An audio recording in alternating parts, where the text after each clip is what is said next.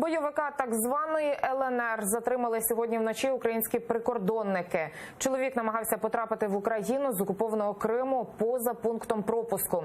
Під час допиту затриманий зізнався, що воював на боці терористів, найманцем заробляв по $1000 на місяць, поки не отримав поранення.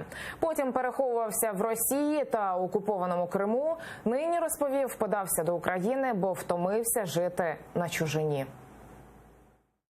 16 июня 2014 года был завербован батальон «Заря». 17 числа была поставлена задача выдвинуться по заданным координатам и